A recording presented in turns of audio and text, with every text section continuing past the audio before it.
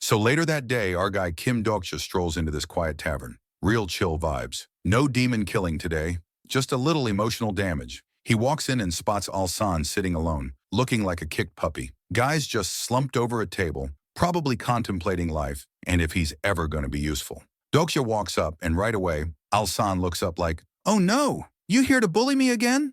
Voice shaky like he's already halfway to tears. But Dokja, chill. He just goes, "Why do you look like someone ate your food?" Alsan tries to act tough. "It's none of your business," he says with a bitter laugh. But this dude can't even fake it properly. He's clearly still scared of Dokja. The trauma is real. To avoid getting too emotional, Alsan pulls a classic move and changes the topic. "So, how's the interrogation going? Like we're just casually torturing people now." Dokja's tone immediately drops. He passed out again, which sounds dramatic, but there's more. He broke the contract with Asmodeus while talking and got penalized. Basically, the spy opened his mouth, said the wrong thing, and Asmodeus zapped him like, "Shut up, peasant." Boom. Instant collapse. Again, Alsan just sits there, looking like his soul's buffering. Dokja sees that something's off, so he gently asks, "What's up?"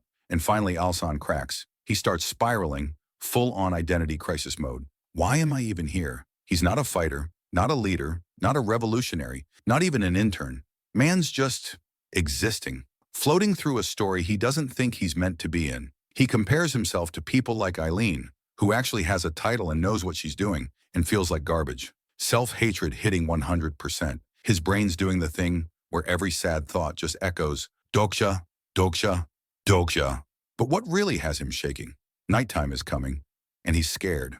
Scared more people will die. He looks at Dokja with eyes that practically scream, "Please lie to me," and whispers, "Can you protect everyone again if it happens?" And Dokja, bro, doesn't sugarcoat, doesn't even blink, just calmly says, "Probably not." Ouch. That hit harder than a demon's backhand.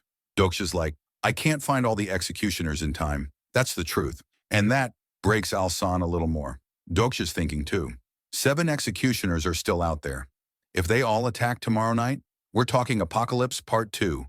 Blood on the walls, chaos, total nightmare. But he doesn't lose hope. He mutters to himself, "We just need to find the fighter. The one role that might actually help turn the tide." Then out of nowhere, the tavern owner Mark shows up like a walking mood killer. There is no fighter. 0 candidates. Nobody stepped up after the last one bit the dust. But Dokja's like, "Cool story, but I'm not looking here." He's got that main character energy. "Then we'll make one." Yeah, just like that. DIY fighter arc. Then he turns to Alsan and says, "Talk to the wall." Alsan is like, "What?" Dokja keeps a straight face. "You know, the wall that blocks you whenever you try to learn something." And Alsan is now completely fried. How do you even know about that wall?" Turns out, Dokja doesn't know everything about it, but he knows enough. It's called the Mysterious Wall, and it's been cock-blocking Alsan's growth from day one. Dude couldn't level up, learn skills, or be useful because this weird metaphysical wall was like, "No skills for you." So Dokja, being the therapy overlord, goes, "Talk to it. It's not a wall of talent." Translation, "You're not trash, it's just the system being weird." Suddenly, Alsan's soul just pieces out and enters spirit mode. Eyes blank, body frozen. This man's having a full-on conversation with a wall inside his brain. Casual. While he's in that trance, Dokja leans in and whispers, "Just give him level 1. Let him use these skills." Almost like he's begging the universe. The wall, unmoved, ice cold, doesn't give a single damn. So Dokja goes nuclear. "If Alsan dies, you won't find another vessel like him again." Boom. That hits. Something shifts. The mysterious wall starts reacting. But wait, here comes the real spice. The 4th wall shows up. Yeah, the 4th wall. The OG cosmic wall that breaks reality. And suddenly it turns into some weird god-tier battle of ideologies. 2 cosmic walls arguing like divorced parents over a gifted child. One wall is like, "He's not ready." The other's like, "Let him cook." Meanwhile, back in the tavern, the entire room is shaking like a boss fight's about to start. Aura, off the charts. Feels like if Sung Jinwoo walked in, even he'd be like, "Yo, what the hell is going on here?" Then, silence. The mysterious wall bows.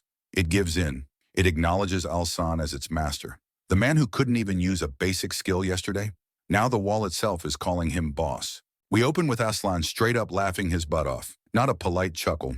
This is full-on anime villain laugh. Ah ha ha ha. Dokja's just standing there blinking at him like, did I miss a joke? Or did this man finally lose it? He asks, what's so funny? And Aslan through his giggles goes, it's just the way that guy talks. He's hilarious. Honestly, I don't think he's as bad as you say. He talks pretty gentle too. Dokja immediately hits him with the internal screaming, gentle? Bro, are you falling for this guy? And out loud, he's like, he literally replied to a message from someone claiming to be a 15-year-old middle schooler, and you're calling him gentle? Aslan, bless his naive heart, tries to defend him. Well, he said he's 15 too. Dokja turns to him with the hardest side-eye of 2025. So he's proudly declaring he's trash now? But Aslan's not backing down. He said he's just happy to have a friend, and he really did say he's 15. While Dokja is like, you really out here believing there's a literal 15-year-old constellation floating around in the universe? Then Aslan, all innocent and confused, just shows him the messages like, why are you so worked up? Dokja stares at the screen, internally spiraling like, even if this dude is 15, he's milking that identity way too hard. This is a cosmic level case of, I'm baby. But then, bam! A loud scream cuts through the moment. It's from the council member's room. Dokja instantly snaps out of it and jumps up. Keep chatting with him. I gotta go. Aslan blinks. Wait, what do I ask him now? Dokja is already halfway out the door yelling back, don't bother. He's not even the type to fight. Try someone else on the list I gave you. Cut to a new scene. Dokja is in front of Han Myung-go, who's just waking up like someone hit snooze too hard on the trauma clock. Han groans. Why did I pass out? Dokja deadpan. You fainted while reliving the pain of childbirth. Han sits up, blinking. That's it? Dokja adds casually. Oh, also you cursed out Asmodeus a little. Han growls. That bastard. And now, finally, Dokja hits him with the big question. Okay, but what is this childbirth thing? And why is Asmodeus backing you? Han sighs like a man who's aged 40 years in 4 hours. First, let me explain how I ended up with a kid. Turns out, it all traces back to the Dark Keeper fight. Han landed the final blow, but instead of getting cheers and loot, he got cursed by none other than Asmodeus, the demon king of lust and wrath trademark. Because why not? Now here's the real horror. This curse doesn't just hurt you, it uses your own imagination against you. It pulls your deepest fear and turns it into reality. For Han, that fear somehow involved giving birth. Dokja's just sitting there like, what kind of psychological backstory do you have, my guy? Out loud, he just goes, a man gave birth? How? Han, yeah, don't ask. It's a long, cursed mess. Dokja is processing this like, I can't believe I'm having this serious emotional moment with Han Myung-go, of all people. Then Han says real quietly, hey Kim Dok, no, you Jung-yuk-si. Do you know what it means to be a father? Dokja completely blindsided. Not a clue. Han just nods solemnly. Yeah, it hurts, but I was happy. Then he adds with a rare soft smile, she's a beautiful daughter. And that actually softens Dokja's heart for a moment. I'd like to meet her someday. Is she with you in the dream realm? Han shakes his head. Not right now. And Dokja, then where is she? Han, it's a long story. Want to hear it? Dokja grins. You know I love stories. So Han starts telling it. After the whole curse thing, he didn't go straight to being a demon minion. Nah, he and his daughter were dropped into the middle of nowhere and had to survive solo. No party, no help, just vibes and despair. Dokja's like, damn, that must have been hell. Han, yeah, I nearly died like a dozen times. Then came the Dark Castle scenario. That's where things got really bad. Han hit absolute rock bottom, couldn't fight, couldn't even protect his daughter, and in his lowest moment, he begged, someone please protect her. I'll do anything. That's when he heard a voice whisper, what a beautiful child. Cue ominous demon energy. Dokja's eyes narrow, saying, Asmodeus. Han sighs again. Yeah, he took my daughter. Dokja's brain goes into red alert. Asmodeus, the king of lust and wrath? If he's got a human child, it's over. But maybe, just maybe, she's safe. After all, she was born from the curse itself. And then Han drops the nuclear bomb. Asmodeus made my daughter his incarnation. Dokja, wait, what? Like his soul actually left his body for a second. Han continues, that's why I turned into a demon species. I did everything to save her, and now I need your help. Just once. I won't forget it. Dokja's still spinning. Help him do what exactly? Han bows his head slightly, being real for once. You know I've always been good at sneaky stuff, but even I have limits. I told the executioners to scare people last night, but once that damn guardian showed up, They lost control. Dokja responds coldly, yeah, well, I'm not planning on fighting Asmodeus, but inside he's sweating because Han's oath of existence means he's definitely not lying. Han offers a new angle. You don't have to fight him. Just keep doing what you're already doing. Start the revolution, kill the Duke. That helps me.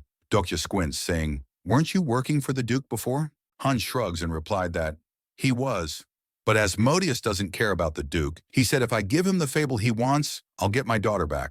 Dokja, now extremely concerned, asked, what kind of story does a demon king want? Han then said, he wants me to create the king of the 73rd demon realm with my own hands. Meanwhile, in a completely different part of the galaxy, planet Lugratia, things are popping off. We meet this dude, standing over a freshly murdered demon monster. Blood everywhere. It's a mess. He wipes his face, exhausted, as he thought, well, that's the end of the 15th scenario. Time to level up again. Suddenly, ding. Constellation, demon judge of fire, is gazing at you with sorrow. He rolls his eyes. Why is this constellation always trying to vibe with me? I barely said hi last time. Another alert. Demon judge of fire is asking why you haven't looked for Kim Dokja. The guy turns away, all dramatic. Kim Dokja is dead. Then the notifications keep hitting. Demon judge of fire is holding back tears. Your notoriety is spreading in the 73rd demon realm. The guy's like, why is my rep blowing up in a place I've never even been? Then the brain clicks. Wait, what if Dokja survived? What if he's still out there, living beyond the scenarios? He stares into the void. The 73rd demon realm. And boom, hidden scenario. Fake revolutionary category. Hidden difficulty, 55.